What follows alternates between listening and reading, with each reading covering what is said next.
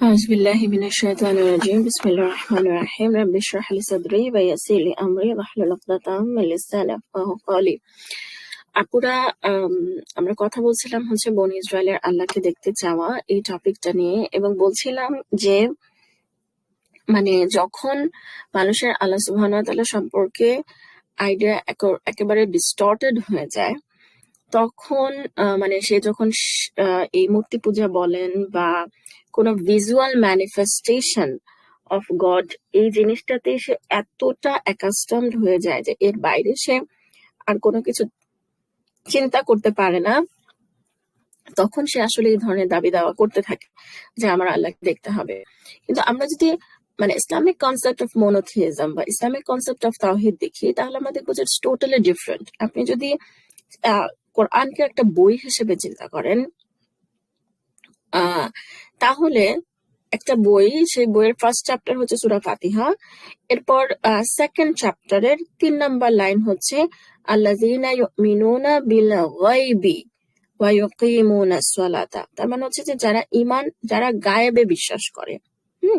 So the whole point of ঈমান হচ্ছে আমরা না দেখে বিশ্বাস করব। এবং হাদিস, ও আমি এই মুহূর্তে রেফারেন্স দিতে পারছি না, আমার হাদিস মুখস্থ নাই, বাট ইটস মানে ক্রিস্টাল ক্লিয়ার যে কিয়ামতের দিনে মানে যারা হচ্ছে জান্নাতে যাবে ইনশাআল্লাহ, তাদের জন্য সবচেয়ে বড় উপহার হবে হচ্ছে যে তারা একদম পরিষ্কার চাঁদের মতন হচ্ছে তারা আল্লাহ সুবহানাহু ওয়া তাআলাকে দেখতে পাবে।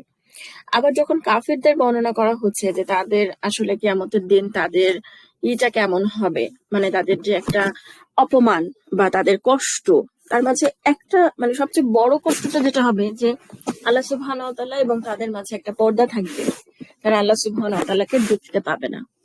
ঠিক আছে? সো আমরা কিন্তু আল্লাহকে দেখতে পাবো, বাট নট ইন দিস দুনিয়া। এবং ইভেন রাসূল সাল্লাল্লাহু আলাইহি সাল্লাম যখন মিরাজে গিয়েছিলেন, তখন উনি আল্লাহ সুবহানাহু ওয়া তাআলাকে দেখতে পান নাই। আমরা গত পর্বে মানুষের শ্রাব্যতার সীমা, মানুষের দৃষ্টি শক্তির সীমা নিয়ে কথা বলেছি। মানুষকে দুনিয়াতে যে চোখ দেয়া হয়েছে, যে চোখের যে অ্যাবিলিটি দেয়া হয়েছে, সেই অ্যাবিলিটি দিয়ে মানুষের পক্ষে আল্লাহ সুবহানাহু ওয়া তাআলাকে দেখা সম্ভব না। কিন্তু যেটা হবে যে পরকালে আমাদের এই চোখের পাওয়ারটা বাড়িয়ে দেওয়া হবে। ঠিক আছে? সো আপনারা যদি দেখেন, সূরা কাফ পড়েন, নট সূরা কাহফ, রাদার সূরা কাফ, যেটা হচ্ছে 50 নাম্বার সূরা, তখন আপনারা দেখবেন যে সেখানে মৃত্যু সাকারাতুল মাউতের কথা বলা হচ্ছে। এবং সে সময় কি হবে আপনারা দেখবেন কোরআনে একাধিক জায়গায় আছে যে তাদের দৃষ্টির পর্দা সরিয়ে দেওয়া হবে। তার মানে হচ্ছে যে এখন আমরা গায়েব দেখতে পাই না, কিন্তু তখন আমরা গায়েব দেখতে পাবো, তখন আমরা ফেরেশতাদেরকে দেখতে পাবো। হ্যাঁ, আমরা আমাদের জান্নাত জাহান্নাম বলেন, আমাদের যেটা পরিণতি, আমরা সেটা দেখতে পাবো। এবং দ্যাট ইজ দ্য পয়েন্ট যে সময় আসলে ঈমান এনে কোনো লাভ নাই। দ্যাট ইজ দ্য পয়েন্ট যখন আসলে ফিরআউন ঈমান আনছিল এবং এটা গ্রহীত হয় নাই। সো দ্য হোল পয়েন্ট হচ্ছে আমাদেরকে না দেখে বিশ্বাস করতে হবে। বাট ডাজ দ্যাট মিন এটা irrational belief? Does that mean যে এটা অন্ধবিশ্বাস? এই কথাটাই আমি গত ক্লাসে এক্সপ্লেন করতে ধরছি যে আমরা কি আমাদের দৈনন্দিন জীবনে দুনিয়াতে আমরা অধিকাংশ, এই যে সায়েন্স নিয়ে কথা বলা হয়, অধিকাংশ জিনিস হচ্ছে আসলে না দেখে বিশ্বাস। সো প্রসেসটা হচ্ছে ইনডিরেক্ট ইনফারেন্স, যেটা আমি বললাম যে আপনি হয়তো বা দেখতেছেন না যে আগুন লাগছে, কিন্তু আপনি ধোঁয়া দেখে আপনি বুঝতে পারতেছেন আগুন লাগছে। সো আপনি ধোঁয়া দেখতে পাচ্ছেন, সেই ধোঁয়া থেকে আপনি কনক্লুশনে আসতেছেন আগুনের ব্যাপারে। এই যে ইনডিরেক্ট ইনফারেন্স, এই প্রসেসটাই কোরআনে বারবার ব্যবহার করা হয়েছে গায়েবে বিশ্বাসের ব্যাপারে। আপনি আল্লাহ আছে এটা কিভাবে বুঝবেন? আপনি তার সৃষ্টি দেখে বুঝবেন। পরকাল আছে এটা কিভাবে বুঝবেন? এটা আপনি প্যারাবল গুলো, কি কোরআনের প্যারাবল গুলো হচ্ছে যে আল্লাহ মৃত মাটিকে যেভাবে পুনরুজ্জীবিত করতেছেন, সেইভাবে তোমাদেরকে করবেন। তাহলে আপনি যখন গাছের উদ্ভিদ, মানে মাটি থেকে উদ্ভিদ বের হওয়াকে আপনি যখন দেখতে পাচ্ছেন, সেখান থেকে আপনি কনক্লুশন আসবেন পরকালের ব্যাপারে। ঠিক একইভাবে আবার ধরেন আপনার মানে আপনি দেখতে পাচ্ছেন একটা জিনিস, সেখান থেকে কনক্লুশনে আসবেন আরেকটা জিনিসের ব্যাপারে। তারপরে ধরেন আল্লাহ সুবহানাহু ওয়া তাআলা বলতেছেন যে এরকম অনেকগুলো আয়াত আছে কোরআনে যে তারা বলে যে আমরা কি আবার পুনরুত্থিত হব? যে কে আবার আমাদেরকে পুনরুত্থিত করবে? মানে বলো যে যিনি প্রথমবার সৃষ্টি করেছেন তিনি। এবং কোরআনের লজিক গুলো কিন্তু is very very very sound, because বলছে যে প্রথমবার করছে তার জন্য দ্বিতীয়বার করাটা কঠিন হবে কেন? প্রথমবার যে আমাদেরকে সৃষ্টি করা হয়েছে এটা তো অবভিয়াস, আমরা সবাই চারপাশে আয়নায় দেখতে পাচ্ছি, মানে আমাদেরকে সৃষ্টি করা হয়েছে, ইটস অবভিয়াস। ঠিক আছে, সো আমাদেরকে বুঝতে হবে যে আমি যা দেখি না কাজে আমরা বিশ্বাস করি না, এটা একটা ফ্যালাসি। আমরা মুসলিমরা, আমরা মুসলিম মেয়েরা, আমরা ইন্টেলেকচুয়ালি এতটা স্ট্রং হব, বুদ্ধিবৃত্তিক ভাবে আমরা এতটা স্ট্রং হব ইনশাআল্লাহ যে এইসব বেসলেস কথাবার্তার দ্বারা আমরা প্রভাবিত হব না ইনশাআল্লাহ। ঠিক আছে, আচ্ছা এখন এইগুলো হচ্ছে যে আপনার মানে এটা গেল ভিত্তি। এবং আরেকটা জিনিস যেটা আমি বলতে চাই সেটা হচ্ছে আপনার যদি সূরা তাকাসুর পড়েন, আমার খুব ফেভারিট একটা আয়াত, এবং আপনারা দেখবেন যে এই যে পয়েন্টের কথা আমি বললাম সেই পয়েন্টের কথা কিন্তু সূরা তাকাসুরে মেনশন করা আছে।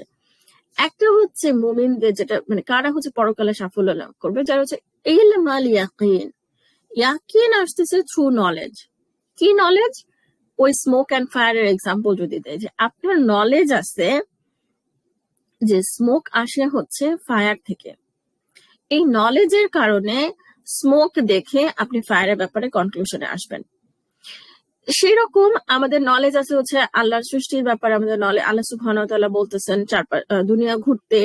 যেমন আমি এর আগে কখনো বলছি কিনা যে আমি যেহেতু ইউএসএ থাকি, আমি এখানে কলোরাডো গেছিলাম, মানে আমার ওয়ান অফ দ্য বেস্ট মানে visit of my life Rocky mountain দেখা। আমার মনে আছে আমি I was so overwhelmed, so overwhelmed যে আসার পরে একটা লম্বা সময় আমি দোয়া করতাম, হে রকি মাউন্টেনের রব, আল্লাহর সৃষ্টি দেখে আমি এতটা ওভারওয়েলড ছিলাম। এবং এট দ্য সেম টাইম আমি মানুষের ক্ষমতা দেখে ওভারওয়েলড ছিলাম যে আল্লাহ সুবহানাহু ওয়া তাআলা মানুষকে কি পরিমাণ ক্ষমতা দিয়েছেন, যে এত উঁচু উঁচু এত উঁচু উঁচু মানে এরকম একটা জায়গায় মানুষ হচ্ছে রাস্তা বানাইছে, তারা এরকম টেকনোলজি করছে। এবং রকি মাউন্টেনের ওইখানে একদম টপে একটা ট্রেন আছে, মানে অভাবনীয় ব্যাপার যে আপনি সামারে আমরা গেছি কিন্তু আমরা এত উপরে গেছি যে সেখানে বরফ পড়তেছিল। ঠিক আছে, সো মানে স্নোফল হইতেছে, আবার নিচে হচ্ছে আপনার প্রচন্ড গরম। মানে আপনি যখন নিচে আবার ভূমি মানে পাদ দেশে বা মানে আপনার লেভেলে আসবেন, সমতলে আসবেন, তখন আবার প্রচন্ড গরম। অথচ রকি মাউন্টেনে ওই জায়গায় উপরে গেলে ওখানে হচ্ছে বরফ পড়তেছে, এত ঠান্ডা। তো ওইখানে একটা ট্রেন আছে, তাই চিন্তা করেন যে মানুষ ওইখানে ট্রেনের একটা রাস্তা বানাইছে, মানুষকে ক্যাপাসিটি কে দিচ্ছে? আল্লাহ সুবহানাহু ওয়া তাআলা দিচ্ছে। তখন থেকে আমার কাছে মনে হচ্ছে যে মানুষ আসলেই আল্লাহ সুবহানাহু ওয়া তাআলা একটা অ্যামেজিং সৃষ্টি, যে তার এত কৌতূহল, তার এত মানে আমরা কি বলি, আমরা বলি তার এত তেল যে অত উঁচাতে এরকম একটা রাস্তা বানাইছে, এরকম একটা ট্রেনের ব্যবস্থা করছে। আবার সেখান থেকে অফকোর্স এই ট্রেনে চড়াটা ফ্রি না, সেটা পেইড। আবার সেখান থেকে টাকা আর্ন করতেছে, সেখান থেকে তারা পর্যটনের ব্যবস্থা করছে, সেখান থেকে তারা একটা রেভিনিউ এর ব্যবস্থা করছে। অ্যামেজিং। সো যেটা বলছিলাম যে এগুলো হচ্ছে নলেজ। মানে আপনি যত ঘুরবেন, আপনি যত এই নিয়তে আপনি ঘুরবেন, আপনি যত এই নিয়তে গবেষণা করবেন, ঠিক আছে। আমাদের একটা জিনিস হচ্ছে যে মানে আমি এখানে প্রচুর, আমার কাছে মনে হচ্ছে যে ডাক্তার হবে, যে সারাক্ষণ জীবন মৃত্যুর সাথে থাকবে, সে অবশ্যই খুবই রিলিজিয়াস হবে। কিন্তু তাই কি হয় আমাদের চারপাশে? আবার আমার কাছে মনে হয় যারা মাইক্রোবায়োলজি নিয়ে পড়াশোনা করে, যারা বায়োকেমিস্ট্রি নিয়ে পড়াশোনা করে, যারা আল্লাহ সুবহানাহু ওয়া তাআলার সৃষ্টি নিয়ে এত নাড়াচাড়া করে, this must be very religious. But তা কি হয়? আসলে তা হয় না। তো মানে এটার একটা রিজন হচ্ছে যে শয়তানের একটা প্রভাব থাকে, আরেকটা হচ্ছে যে আমরা এইভাবে ওরিয়েন্টেশন করে বড় হই না। এবং সেজন্য আমি খুব এমফাসাইজ করি যে তথাকথিত যে আমরা দুনিয়াবী শিক্ষা এবং দিনী শিক্ষাকে আলাদা করছি, আমি এই জিনিসটাকে খুব স্ট্রং অপোনেন্ট। আমার কাছে মনে হয় যে প্রতিটা ডিসিপ্লিন, প্রতিটা এনি নলেজ যদি সেটা প্রপার হয়, তাহলে এটা ইনশাল্লাহ আপনাকে আল্লাহকে চেনাতে সাহায্য করতে পারে ইনশাআল্লাহ। তো আপনি শুধু তাকাসুর যদি দেখেন তাহলে দেখবেন যে ইলম আল ইয়াকিন, ঠিক আছে। কিন্তু যারা সেটা মানে আগুনের কথা বলা হচ্ছে, জাহান্নামের কথা বলা হচ্ছে, যে আপনি যদি সেটা না করেন, মানে আপনি যদি ইলম আল ইয়াকিন না থাকে আপনার, সেটা হচ্ছে দুনিয়াতে আপনি নলেজ দেখে আপনি ইয়াকিন গেইন করলেন যে হ্যাঁ আমাকে পরকালে শাস্তি পেতে হবে এবং সেই অনুযায়ী আমি ব্যবস্থা নিলাম। তা যদি না হয়, then you also have an yakin that is ainal yakin. ainal yakin হচ্ছে যেটা চোখে দেখে ইয়াকিন, এবং তখন হচ্ছে আপনারা ফেরার কোনো উপায় নাই। সো বোথ অফ দিস আর ইয়াকিন। একটা হচ্ছে ইলমাল ইয়াকিন, যেটা দুনিয়াতে আপনি না দেখে থ্রু নলেজ আপনি ইয়াকিন করছেন, আরেকটা হচ্ছে যখন সময় শেষ হয়ে গেছে আপনি চোখে দেখে আইনাল ইয়াকিন করছেন। But both of this are facts. এখন এই জিনিসটা আমি বলতেছিলাম যে ইটস ভেরি ইম্পর্টেন্ট যে আমরা এই জিনিসটা বুঝি। এবং আমি আমার গত ক্লাসে বলছি সূরা কাহাফের লেন্স দিয়ে জীবন দেখা, সেই সিরিজটাতে আমি এই জিনিসটা একটু ক্রিস্টাল ক্লিয়ার ভাবে বুঝানোর চেষ্টা করছি। হ্যাঁ,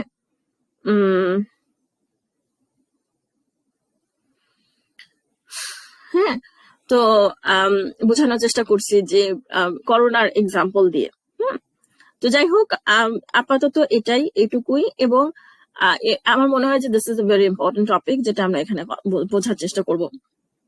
আরেকটা হচ্ছে আপুরা, আচ্ছা ঠিক আছে, একটা হচ্ছে যে যেটা বনি ইসরায়েলের ছিল যে অধ্যত্ত, ঠিক আছে, যে ওরা আল্লাহকে না দেখা পর্যন্ত ওরা আল্লাহকে বিশ্বাস করবে না, ঠিক আছে। কিন্তু এখানে আমি নেক্সট স্লাইডে যাচ্ছি, যে কিন্তু আমাদের মুসা আলাইহিস সালাম তো আল্লাহ সুবহানাহু ওয়া তাআলাকে দেখতে চেয়েছিলেন, ঠিক আছে। পার্থক্যটা কোন জায়গায়? তাহলে এখন পার্থক্যটা আসলে আমরা যদি দেখি যে পার্থক্যটা আসলে আপনার অ্যাটিটিউডে, ঠিক আছে, পার্থক্যটা আসলে অ্যাটিটিউডে। এবং তাহলে আমরা বুঝবো যে মুসা আলাইহিস সালামের এটা এমন ছিল না যে আল্লাহকে না দেখে আমি বিশ্বাস করবো না। দ্যাট ওয়াজ কিউরিয়াসিটি, যেটা বললাম যে আল্লাহকে দেখার মধ্যে একটা আনন্দ আছে, এবং পরকালে মানুষের জন্য, যারা ঈমান আনবে তাদের জন্য সবচেয়ে আনন্দের উৎস হবে এইটাই, যে তারা আল্লাহকে দেখতে পাবে। মুসা আলাইহিস সালাম সেই আনন্দটা হয়তোবা দুনিয়াতেই পাইতে চাইছিলেন, আল্লাহর দিদার লাভ করা, বা হয়তোবা তার কাছে মনে হচ্ছে আল্লাহ তোমার সাথে কথা বলছে আগে, তাহলে আল্লাহকে সরাসরি আমার সাথে কথা বলছে কোনো মাধ্যম ছাড়াই। এই জন্য আপনারা জানেন যে মুসা আলাইহিস সালামকে কালামুল্লাহ বলা হয়। আচ্ছা ঠিক আছে, তাহলে মানে আল্লাহ তো আমার সাথে, তাহলে কি আল্লাহ আমাকে দেখাও দেবে কিনা, মানে একটু বসতে দিলে শুতে চায়ের মতন অবস্থা। তখন না, মানুষের চোখ দুনিয়াতে এটা পসিবল না। সো আচ্ছা, একটু নূরের একটা কিছু অংশ সামনের পাহাড়ের উপরে করা হলো, সেটা ঝলকানিতে পাহাড়টা ধ্বংস হয়ে গেল, মুসা আলাইহিস সালাম অজ্ঞান হয়ে গেলেন, এবং আপনারা দেখবেন যে মুসা আলাইহিস সালাম ইমিডিয়েটলি জ্ঞান ফেরার পর না, ফার্স্ট কথা ছিল আমি মাফ চাইতেছি, আমি ঈমান আনলাম। So here we can see there is a substantial difference in attitude. Substantial difference in attitude. এবং এখানে আমি ক্যাফেটেরিয়া ইসলামের কথা বলছি, যে ক্যাফেটেরিয়া ইসলাম হচ্ছে যে আমরা কিছু অংশ পছন্দ করি, যেটা আমরা মেনুতে কোন একটা ক্যাফেতে গিয়ে আমরা মেনু থেকে পিক অ্যান্ড চুজ করি যে কোনটা পছন্দ করব, কোনটা খাবো না। সেরকম ইসলামের ব্যাপারে আমরা এটা করি, যে ধরেন মোহরানার বিধানটা আমার পছন্দ, কিন্তু অন্য যে বিধান পছন্দ না সেটা নিয়ে কথা বলবো না, মানে এরকম আর কি। হ্যাঁ, পিক অ্যান্ড চুজ।